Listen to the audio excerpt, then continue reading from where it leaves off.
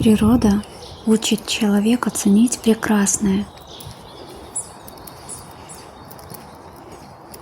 Долгие дороги, свежий воздух, тишина.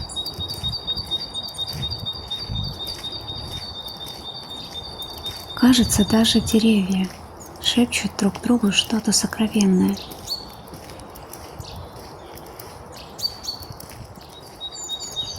И в этом можно услышать намного больше, чем в 1000 слов.